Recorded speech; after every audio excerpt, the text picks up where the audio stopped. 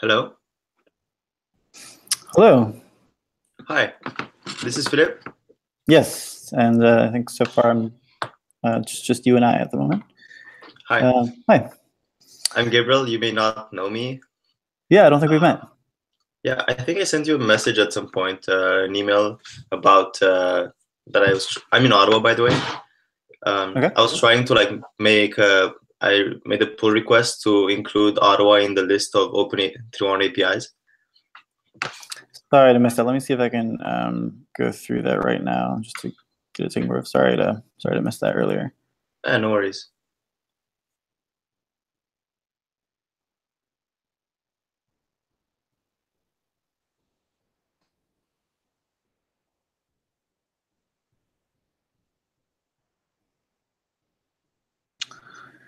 So I think the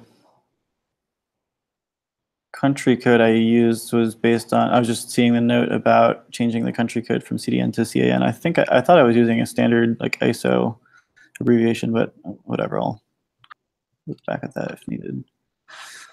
And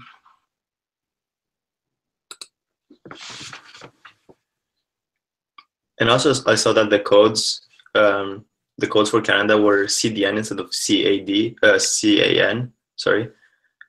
Is that an acronym I'm not aware of? Or it's really CAN. I think it's CAN. Yeah, I can't remember what if I was basing that on some existing like ISO standard or something like that. But I'll just I mean I can look at that later. I don't mind the change. Yeah, no worries. There's no rush.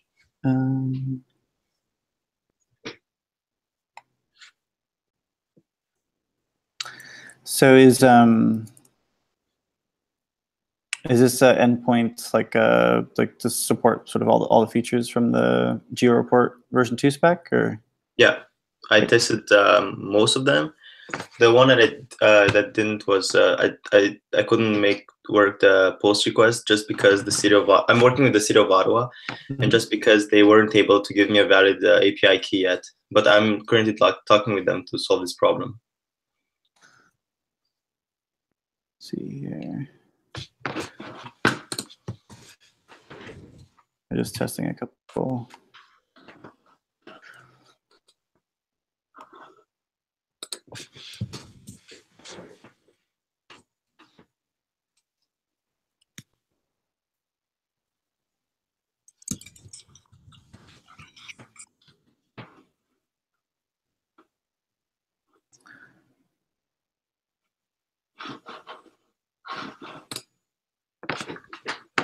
So yeah, I think I'll accept this and then I'll make a few changes. Like typically, there's like a field on here that specifies whether or not it's on a like official government domain. And it looks like this is on apogee.net. So I'll just change the gov domain value from true to false. Okay. But that's fine. There's some other examples that are there like that too.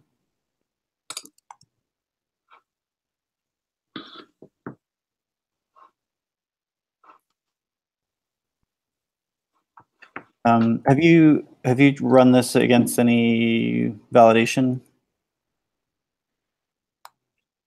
Like, so there's a sort of an incomplete validator that it doesn't test all the different methods or API endpoints, but it does test like the JSON schema and stuff like that. I can test it against it. I mean, we don't really have a fully featured complete validator yet. But I was just curious if you'd and there have been a couple sort of GitHub projects that have started to build one, but we still don't have like an official complete one yet.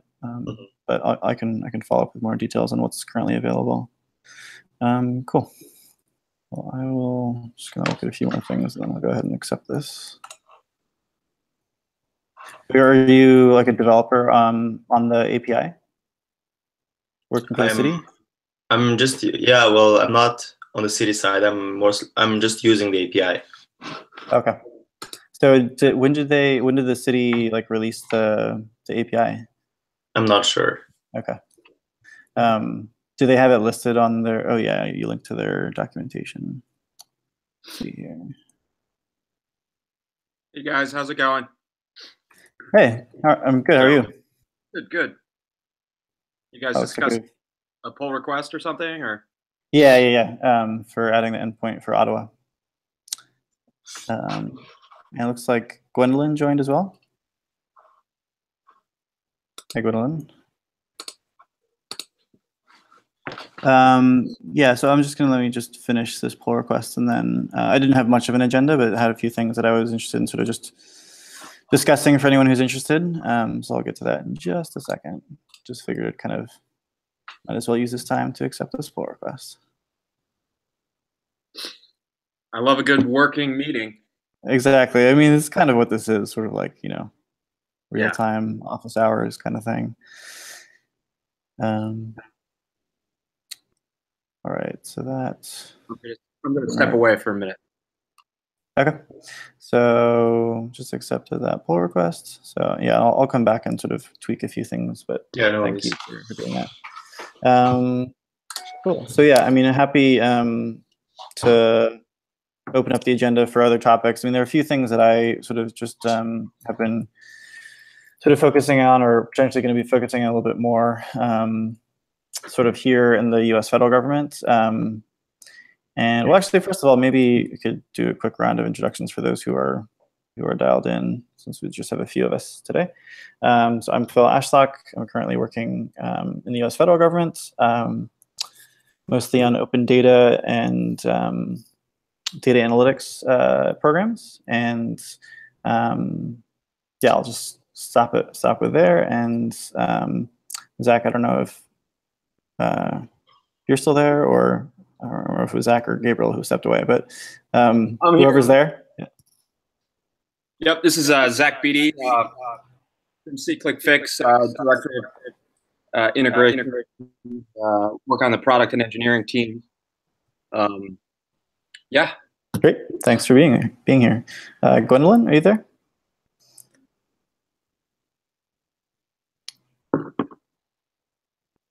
Oh, she doesn't have a microphone. No problem. She's saying she's a software engineer from the city of Seattle's open data team. Awesome, welcome. Thanks for joining. And Gabriel, I don't know if you're back. Yeah, I'm here. I just turned off my camera. Yeah, hi guys. My name is Gabriel Tapuk. I'm from Ottawa. I'm currently a student, and yeah, I'm working with the city of Ottawa to. I just have a project at school, and I'm trying to make an app to allow people to report issues in the city of Ottawa, essentially. Great, thanks for joining. So yeah, like I said before, you know, this is kind of an open-ended time to just check in. A few of the topics that I figured I would mention are some potential use cases that are going to be a little bit more specific to some of the work that we're doing here at the national level, the federal government in the US, around sort of potentially creating some standards around CRMs that are less sort of the type of use case from the municipal level, where you have locations and sort of municipal service requests, but might share a lot of similarities in terms of tracking a request and doing some sort of performance metrics based on historical trends and things like that. So I can get into that in a little bit more detail. And I figured I'd also just quickly plug some ongoing work that's just looking to develop some research and kind of case studies around government data standards efforts, and potentially create some sort of recommendations for better structuring and sort of supporting and sustaining those types of efforts. So I think I've mentioned some of this in the past here, you know, with data.gov and our other programs here at GSA. We've been working on a project called the US Data Federation, which has kind of been backburnered for a while, but has recently gotten some sort of some time and attention to sort of do a little discovery sprint and sort of look at case studies, including things like Open311, but also a lot of things at the national level that are sort of standardizing data across different agencies. So I can talk a little bit more about that. And then kind of coincidentally, the Open Data Institute, which is based in the UK, has been doing some similar work. And they've done that in collaboration with a number of other organizations, including Open North in Canada, Open Data Services, which I believe is UK-based, the W3C, and Porism, which I think is also UK-based. So I can send out some links to that, and we can talk sort of more about that for those who are interested. And then I know the past couple of months there's a thread about sort of artificial intelligence, machine learning types of proofs of concept or use cases with the Open311 spec. And so I just wanted to mention that there's some similar efforts going on around those types of similar things here in the federal government, and I can point to a new resource that's in development, kind of a community of practice around those types of things, which is welcome, which is open, has a mailing list which is open to government employees in the U.S. At all levels of government, from local to federal, and there's also opportunities for some sort of public engagement, but the community of practice right now is focused on government employees. So I can point some links to that and some of the case studies that are emerging around that, which I think includes some examples from local government that are doing things like chatbots and conversational UI and things like that. So those are just like a few sort of topics that I wanted to raise. If there's any sort of other topics people want to sort of add to this kind of open agenda, happy to do that now, or kind of dig into any of those things that I just mentioned. Any other topics that folks might be interested in discussing, I can just jot down and we can make sure we give it some time.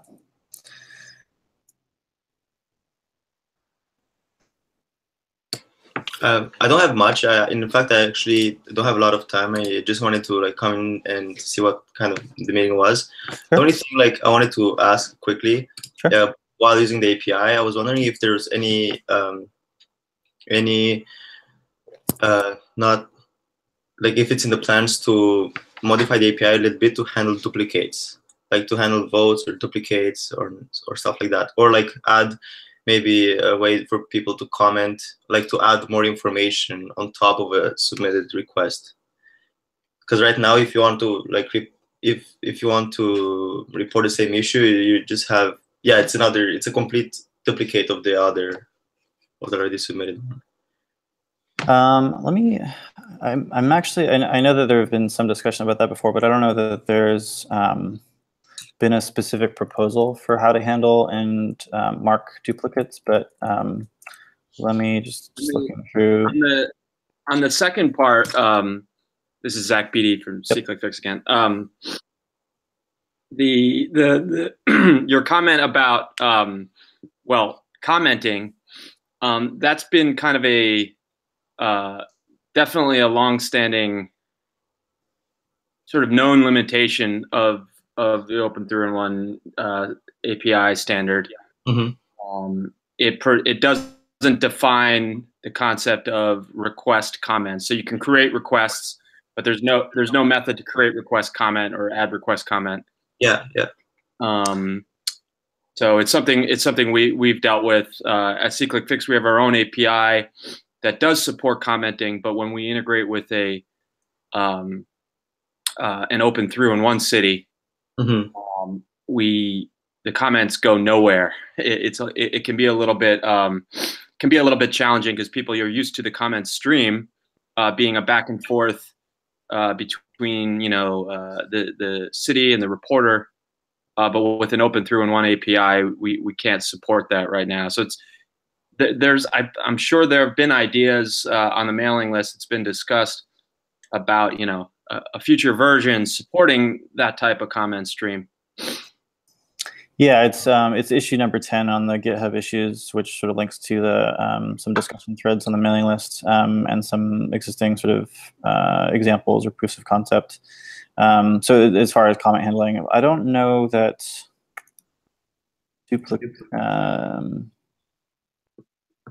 like being able to track, like to mark something as duplicate and basically close it is something that I've seen as an example, as a proof of concept. So that there has been this idea of documenting sort of extensions to the spec, and then we have a page that tracks those. So the idea being that people can extend their implementation of the spec to sort of experiment or propose updates, and then we kind of can see how well those work, see if there's multiple people who have been implementing that. So media handling is one example, and the comments are another. Issue number 49 on the issue tracker also sort of points to some of those extensions. And there is a there's also a page on the wiki that tracks them as well. So yeah, so we have that for some general sort of. Sorry, go ahead.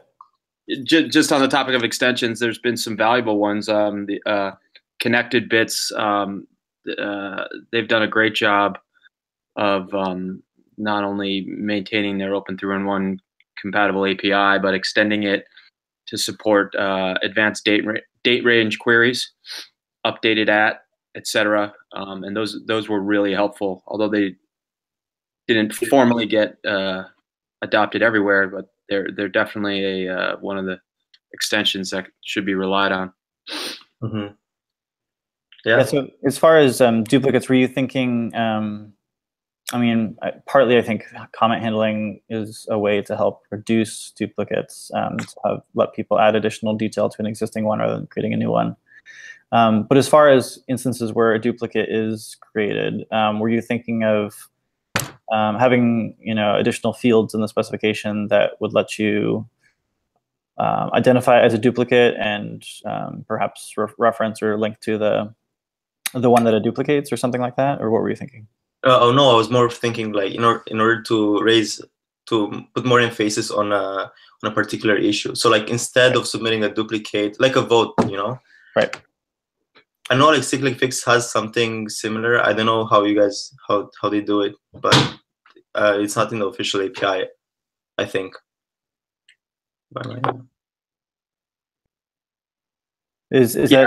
We have the concept of a voting mechanism on any request. The idea, in theory, is that the voting mechanism helps reduce duplicates. Like, hey, don't report this new graffiti because here it is.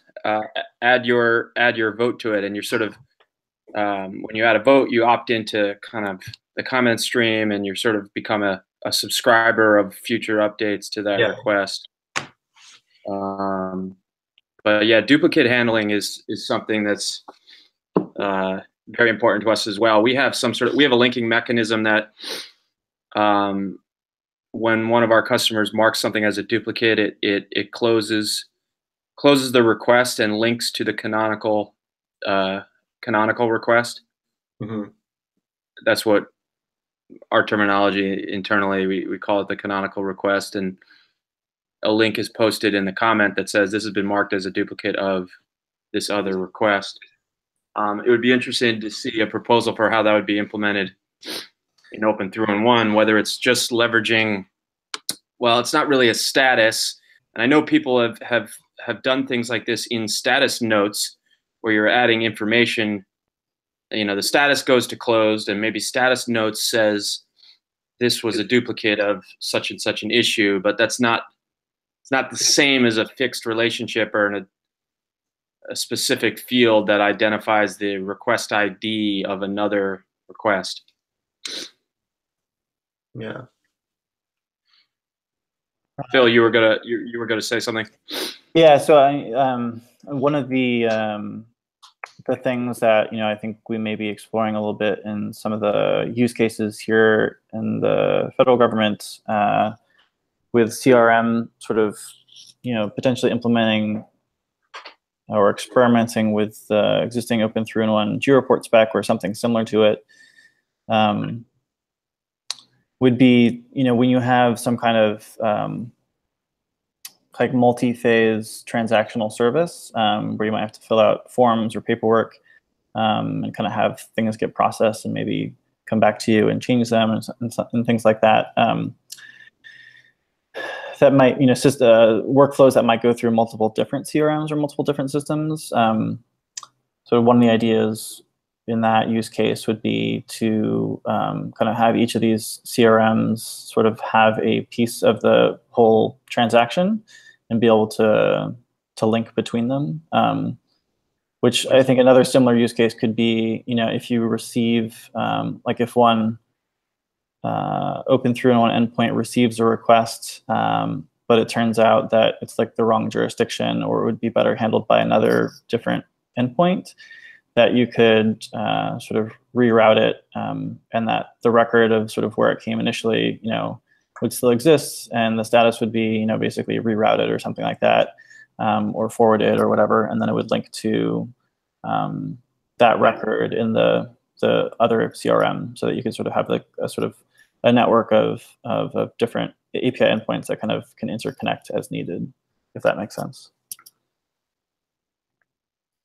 This is all still kind of theoretical, and we haven't sort of built out an example like this, but it's just something that's like thought of as sort of a similar idea, where you'd be linking, not necessarily just linking to the related or duplicate request within the same CRM, but potentially across multiple CRMs. Mm-hmm. Right. Yeah, no, that's super interesting. Yeah. Okay. Unfortunately I have to go. I just wanted to ask, if I want to stay up to date with new features or things added to the Open311 API. I already subscribed to the forum. Is there any other place I can subscribe in order to stay up to date? And I'll try to come back to these meetings if I can, but if not, Sure. Is there like a mailing list or anything like that? So the mailing list is kind of the main point of communication. I mean, obviously it hasn't been super active right now. We don't have. I mean, in the past, I had a little bit more or a lot more time and capacity to help kind of work on kind of a sprint to get to different versions of the spec, and I haven't been in a position to do that for a while. I may here in the near future, as I'm sort of working on similar use cases. But I think also be welcome to see if there's more we can do to coordinate among those who have been involved with this or have an interest in working towards sort of set milestone dates. We sort of attempted to do that in the past, but just haven't had the capacity to really move towards that. So in any case, yeah, there's the mailing list, and there is the GitHub issue tracker, which is a little bit more structured way of tracking different proposals. And there are a lot of those sort of extensions and things like that I think we've tried to triage to different milestones for like a version 2.1, things like that. Yeah, I mean, I think if there's certain features like the commenting feature that you mentioned that are a priority, and I think particularly if if there's cities like Ottawa or whomever who are already interested in sort of expanding those features or already have them implemented with a tool that they're using, but not through the API, then I think that can really help prioritize those features.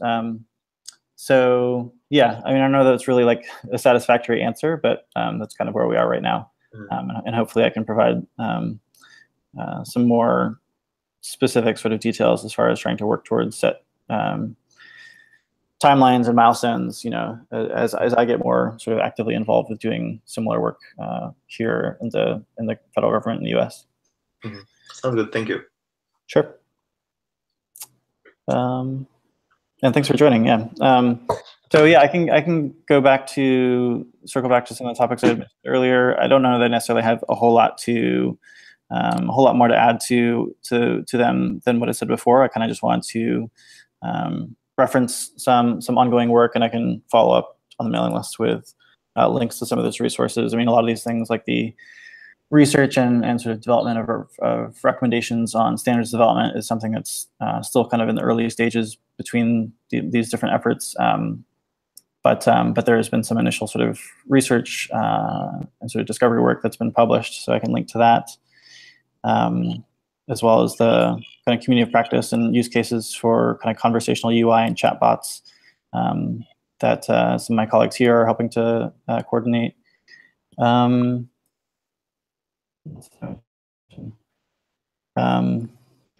Yeah, I don't know, anything folks would like to talk about in more detail other than what we've already discussed? Otherwise, happy to wrap up a little early, and we can move some of those topics to the mailing list and things like that. But I figured it would be good to keep this open and have a time to check in. That was it for me. I have to go now. Thank you so much, and nice to meet you. Yeah, thank you. Yeah, thanks as always, Phil. It's even if it's unstructured, it's valuable to, I think, have something monthly. Great. Yeah. Well, I will. Unfortunately, I don't think I'm available at the regularly scheduled time next month, but I'll see. Actually, I think like a month from this week, I should be able to host another one. So I'll try and sort of get caught up with some of these resources and things that I mentioned on the mailing list. Cool. Excellent. All right. I'm going to jump as well. I have a company all hands meeting to join. No problem. All right. Thank you all, and see you online. Take care. Nice meeting you, Gwendolyn. Thanks. Bye.